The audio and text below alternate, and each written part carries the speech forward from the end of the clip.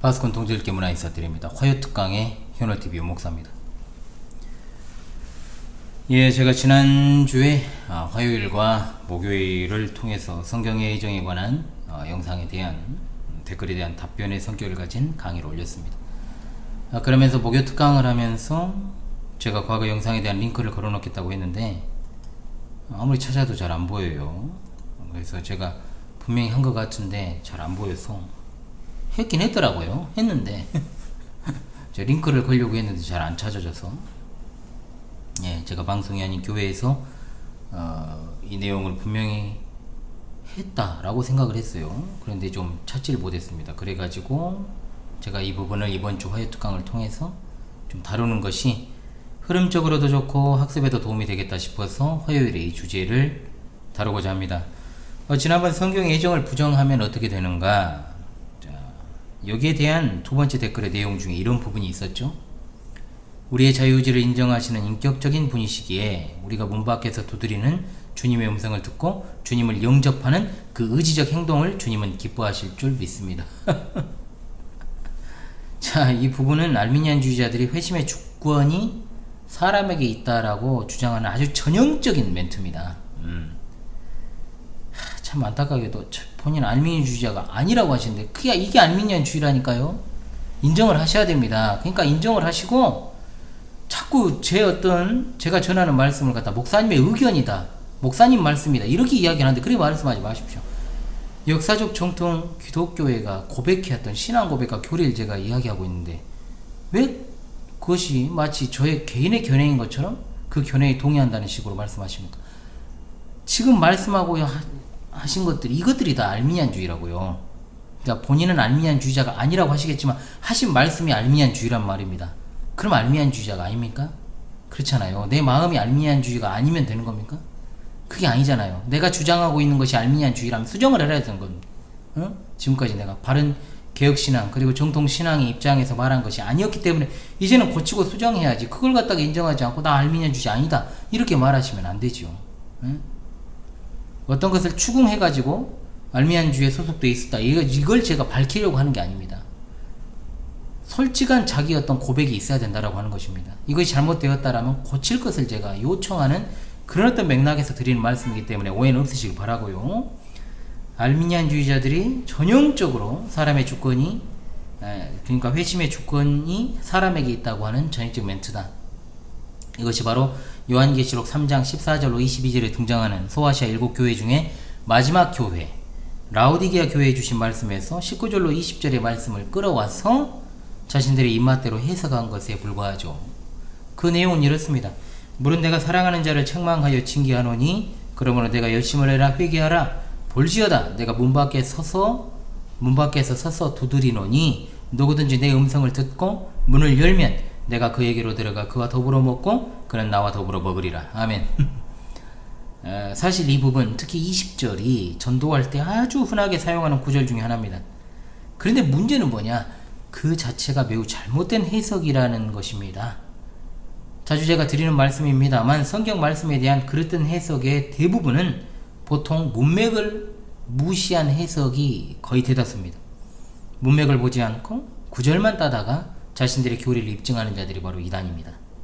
이단은 거의 자신들이 원하는 목적을 이루기 위해서 하나님 말씀을 그저 교조적으로 자신들의 교주들의 입맛에 맞게 이용하는 자들이기 때문에 문맥이나 전체적인 맥락 중요하지 않습니다. 신학을 제대로 공부하지 않은 자들이기 때문에 기본적으로 무시하는 성격이 강해요.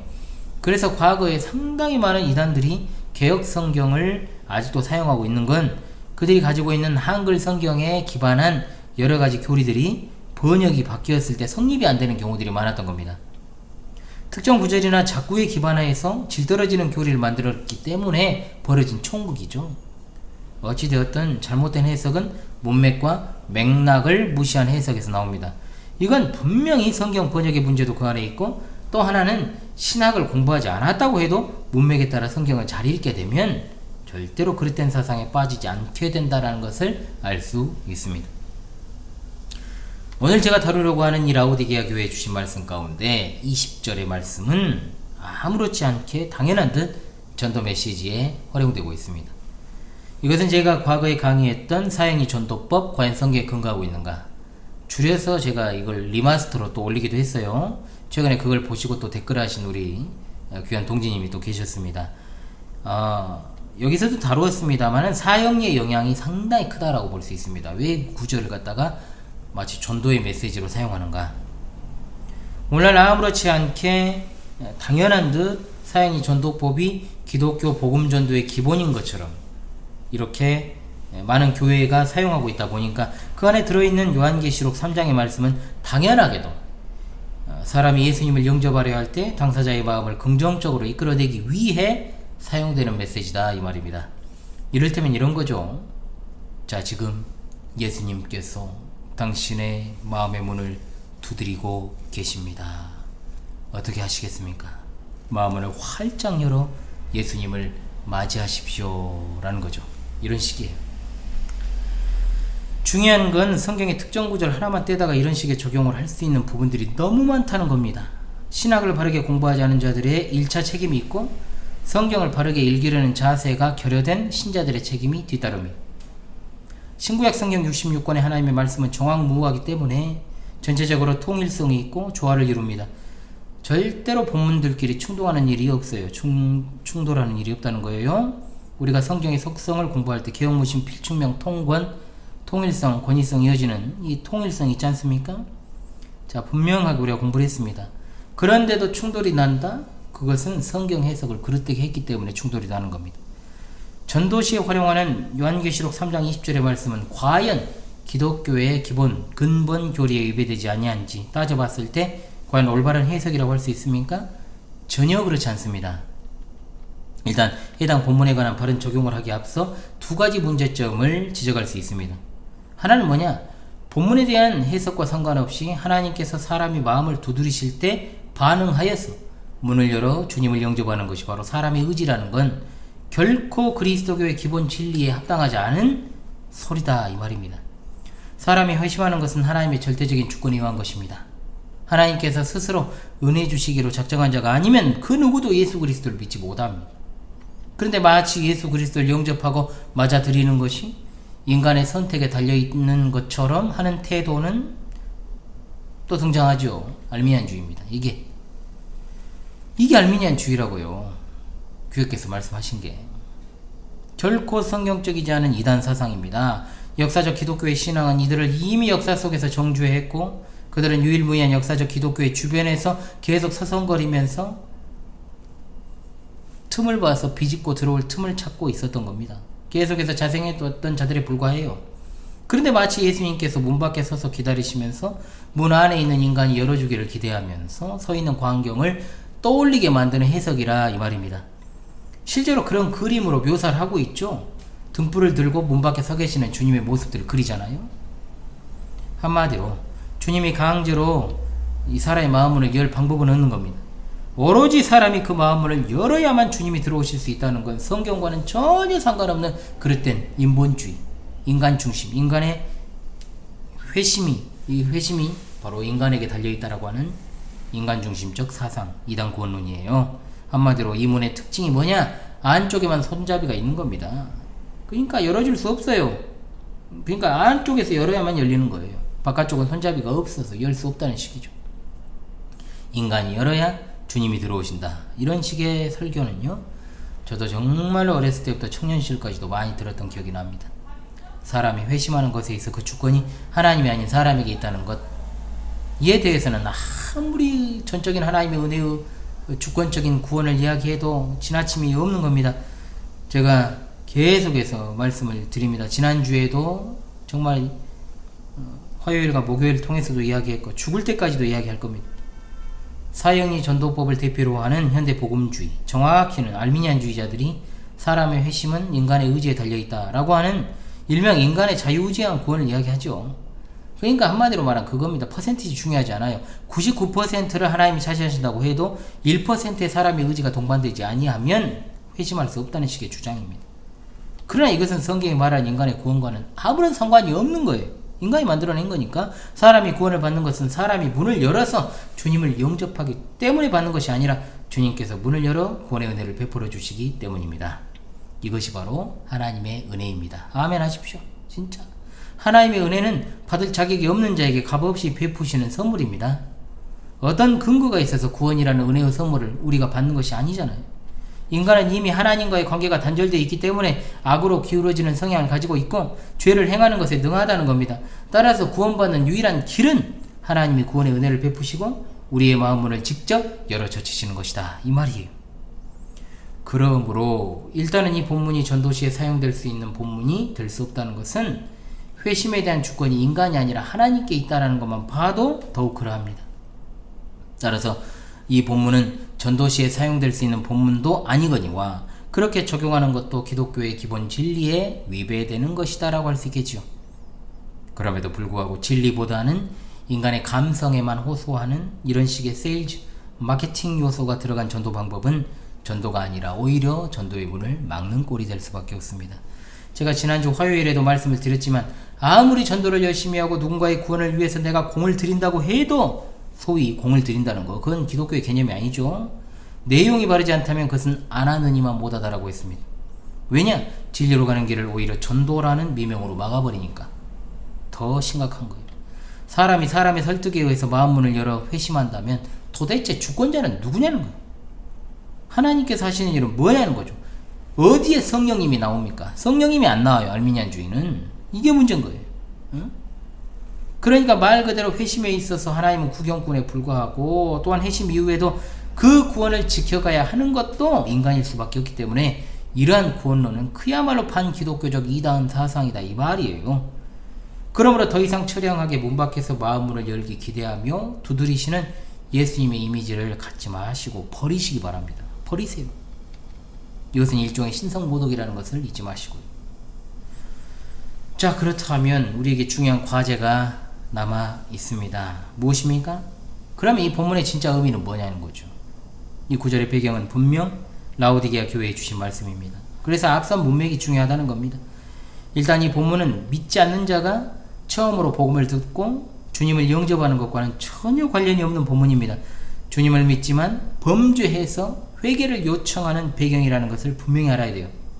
한마디로 이 말씀을 주시는 대상은 주님을 영접하는 자, 이제 막 회심하는 자를 대상으로 말하는 본문이 아니라 교회에 속한 성도에게, 목사와 성도에게 주시는 본문이다, 이 말입니다. 수신자가 누굽니까? 우리 광주 신실한 교회와 같은 라오디게아 교회 목사와 성도들입니다. 라오디게아 교회를 향해 주신 메시지가 14절부터 나오지 않습니까?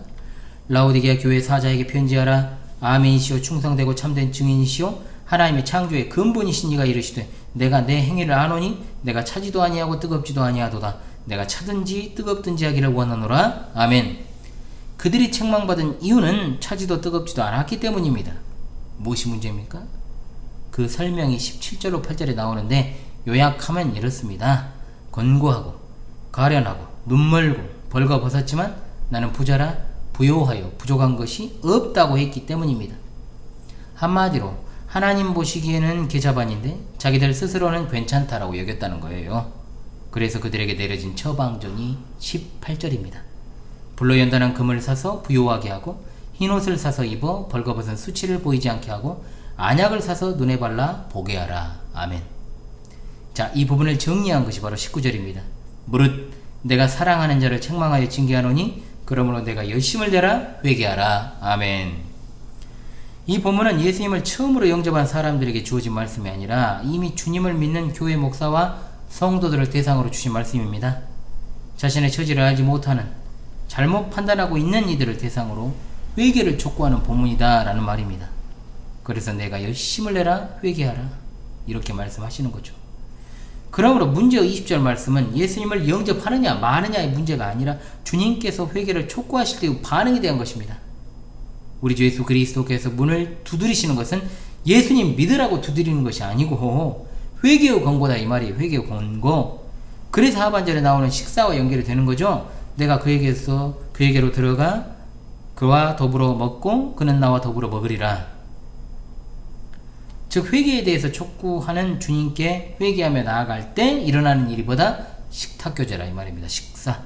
주님과 식사하게 되는 것이 회개의 촉구에 회개하며 나아갈 때 가능하게 된다는 것. 주님과의 식사, 이것은 굉장히 중요한 의미를 가지고 있습니다. 저는 말씀의 강설의 시간도 말씀의 식탁이라 부르며 또한 성찬의 식탁 또한 주님과 함께 먹고 마시는 식탁임을 늘 강조합니다. 성례전 가운데 성찬에 참여하는 문제는 권징과도 관련이 있습니다. 권징에 대한 최근 강의도 제가 있었습니다만 권징이 이미 무너져버린 교회에서, 한국 교회에서 이 같은 적용이 쉽지는 않지만 어찌되었든 과거에 권징, 즉 성도가 심각한 죄를 지었을 경우 그 죄의 징벌의 최후 수단이 무엇입니까? 출교입니다. 출교에 앞서서 이루어지는 것이 바로 수찬정지입니다. 성찬을 금지시키는 아주 무서운 벌이죠. 성찬에 참여하지 못하게 하므로 교회 회원으로서의 자격 및 직무를 박탈하고 그로 인해 회개하도록 하는 중요한 권징의 도구가 수찬정지입니다. 근데 문제는 1년에 한 성찬을 한두 번 하는데 이게 의미가 있어요? 수찬정지가? 또 그날 안 나와버리면 땡인데요? 심각한 문제라는 거죠, 이게. 주님과 식사를 나눈다는 것은 라오디게아 교회 목사와 성도들이 하나님께 범죄하여 그 교제가 단절되었음을 뜻하는 겁니다. 아울러 회개하고 돌아서면 다시금 주님의 식탁인 성찬이 회복됩니다. 이와 같은 깊은 의미가 들어있는 것이 바로 20절이다 라고 할 수 있는 것이죠. 자, 정리합니다. 이 본문을 복음 전도 시에 처음 그리스도를 믿게 된 이들이 영접하는 것과 관련한 말씀으로 인용하고 적용하는 것은 두 가지 문제가 있다. 하나, 문맥에 전혀 맞지 않는 해석과 적용을 했다는 것.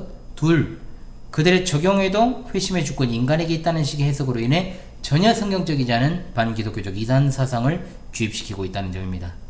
복음 전도에 있어서 초청의 메시지, 결신의 메시지로 이것을 해석 적용하면 식사가 도대체 무슨 의미인지 알 수조차 없다는 거예요. 그럼 여러분 생각해 보십시오. 이것이 주일에 교회에 나와서 오전 11시에 예배하고 성도들하고 점심밥 먹는 것을 의미하는 것이겠어요? 전혀 그렇지 않다는 겁니다. 여기서 주님이 문을 두드리시는 것은 회개 후 권고다. 마땅히 그에 대해서 반응하는 것이 성도의 자세다, 이 말입니다. 그러므로 이 부분을 오늘 살아가는 우리에게 주신 메시지로 제대로 좀 적용하고 마무리를 하도록 하겠습니다. 문맥적으로 봤을 때 19절은 주님이 어떤 마음으로 라오디게아 교회 목사와 성도들에게 이러한 권면을 하셨는지에 대한 설명이 되겠습니다. 물론 내가 사랑하는 자를 책망하여 징계하노니 그러므로 내가 열심을 내라 회개하라. 아멘. 징계를 통해서 그들의 영적 무감각에서 각성하고 회복될 것을 촉구하고 계십니다. 열심을 내라는 것이 교회를 열심히 하라는 말이 아니에요. 차든지 뜨겁든지 하라고 하신 것과 같은 것입니다. 우유부단하고 나태한 영적 무감각의 상태에서 진지하고 분명한 태도를 취하여 신자로서 합당한 삶을 살아가라, 이런 의미죠. 회개하라, 즉 모든 타락상을 회개하라. 마지막 시대를 살아가는 우리에게 참으로 중요한 말씀으로 와닿는 겁니다. 무엇을 회개하는가? 미지근한 신앙을 회개해야 됩니다. 신앙적인 자만을 회개해야 됩니다. 가련한 것, 권고한 것, 가난한 것, 눈먼 것, 벌거벗은 것을 회개해야 됩니다. 바스군 동지들이시오, 영적인 무감각과 나태함이 혹시 있지 않습니까? 회개해야 됩니다. 저부터 회개합니다. 진짜 이 말씀 앞에서 회개합니다. 더욱더 하나님의 말씀을 충실하게 준비하지 못하고 주의 교회의 양들을 위해서 더욱더 열심히 하루하루를 살아가지 못했음을 회개합니다. 성도들이 나태하게 된 것, 열심히 하나님의 말씀을 읽지 않고 기도하지 않는 것, 목사의 말에 귀를 기울이지 않는 것, 좀처럼 신앙의 성숙이 이루어지지 않는 것도 저의 부족함으로 알고 회개합니다. 믿지 않는 영혼들에게 복음을 전해야 되는데 아니란 태도를 가지고 그저 어느 정도 성숙한 이들이 와서, 좀 갖추어진 이들이 와서 든든하게 자리를 채워주고 연약한 이들을 끌어주기를 기대했던, 잠시 잠깐 제가 초창기 때 했던 그 생각조차도, 그 마음도 지금 다시 회개합니다. 20절에 볼지어다 내가 문 밖에 서서 두드리노니 누구든지 내 음성을 듣고 문을 열면 내가 그에게로 들어가 그와 더불어 먹고 그는 나와 더불어 먹으리라. 지금까지 영적 무감각의 상태에 있는 라오디게아 교회 목사와 성도들에게 회개와 갱신을 촉구하는 문맥에서 주어진 것이기 때문에 특별히 이 부분은 아가서에서 신부의 방을 두드리는 신랑의 모습을 연상하게 합니다. 아가서 5장 2절 말씀, 내가 잘지라도 마음은 깨었는데 나의 사랑하는 자의 소리가 들리는구나. 문을 두드려 이르기를 나의 누이 나의 사랑 나의 비둘기 나의 완전한 자야, 문 열어다오. 내 머리에는 이슬이 내 머리털에는 밤이슬이 가득하였다 하는구나. 비록 역겨워 토해버리고 싶은 라오디게아 교회이지만 예수님은 애정어린 모습으로 그들을 품고 계신다는 거죠. 이것은 모든 교회를 향한, 역사상의 교회를 향한 예수님의 마음인 줄로 믿습니다. 그러나 배도와 배은의 세력들에게는 해당하지 않는 말씀입니다. 중요한 건 라우디게아 교회 목사와 성도들이 그 문을 열어야 되는데, 그 문을 연다는 것은 다름 아니라 18절로 19절 그 말씀을 충실하게 이행하는 것을 말합니다. 그리고 여기서 더불어 먹고 그는 나와 더불어 먹으리라 1차적으로 성찬을 의미한다라고 말씀드렸습니다. 그러나 이것은 궁극적으로 어린 양의 혼인잔치 때 먹게 될 것도 말하고 있는 겁니다. 우리의 주일의 말씀의 식탁 지금, 그리고 성찬의 식탁 예찬, 이 모든 것들이 다 그날의 혼인잔치를 미리 맛보기 위한 활동들이라는 것을 잊지 마십시오. 천상의 안식을 우리가 지상에서 지금 미리 누리는 것이 바로 주일을 통해 누리는 진리 안에서의 자유 아닙니까? 우리 모두가 다 문을 엽시다. 열심히 믿어야 됩니다. 진리 전쟁의 험악한 때니까요. 주께서 역사의 타작마당에서 열심히 퀴즈를 하시면서 알곡과 쭉정이를 가려내고 계시는 때입니다. 당신은 그날 어디에 서 계실 것입니까? 당연히 우편에 서서 주님과 함께 먹고 마시며 즐겁게 영원한 천국으로 들어가야 되지 않겠습니까? 이기는 그에게는 내가 내 보좌에 함께하여 주기를, 내가 이기고 아버지 보좌에 함께 앉은 것과 같이 하리라. 아멘. 이기는 자가 예수님의 보좌에 앉게 된다. 이 약속은 두아디라 교회에 이기는 자에게 주어진 만국을 다스리는 권세, 철장이나 이 새벽별 똑같은 의미입니다. 이 모든 것의 공통점 무엇이냐? 예수 그리스도의 통치의 권세를 참된 교회가 함께한다라는 뜻입니다. 예수님과 더불어 통치하는 승리를 누리는 우리가 될 수 있기를 소망하면서 주님 다시 오실 때까지 끝까지 신앙의 정절을 지키는 순결한 신부들이 될 수 있기를 소망합니다. 아멘.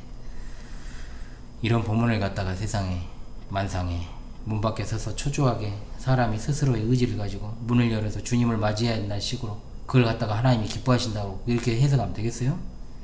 아무쪼록 바른 성경 해석이고 살 길을 잊지 마시고요. 말씀하신 그것이 바로 알미니안주의라는 것을 생각하고 인본주의라는 거, 이걸 생각하면서 속히 그 신앙 노선에서 이탈하셔서 바른 신앙 노선으로 들어오십시오. 신앙 노선이 다르다는 말은 종교가 다르다는 뜻입니다. 이걸 잊지 마십시오. 이번 조회 특강은 지난주 연장선에서 알미안주의단이 말하는 회심의 주권이 인간에게 있다는 사상을 주입시키는 본문으로 쓰이는 요한계시록 3장 20절에 대해서 진행했습니다. 아무쪼록 바른 복음 전도가 천하보다 귀한 한 생명을 살리는 길임을 잊지 말고, 인간의 공로를 의지하지 마시고, 노력하지 마시고, 노력을 의지하지 마시고, 하나님께만 영광을 돌리시기 바랍니다. 노력하지 말라는 말이 잘못된 말이에요. 인간의 공로와 노력을 통해서 인간이 회심할 수 있다고 생각하지 말라는 뜻입니다. 지금까지 화요특강의 현월팀 윤목사였습니다. 여러분 감사합니다.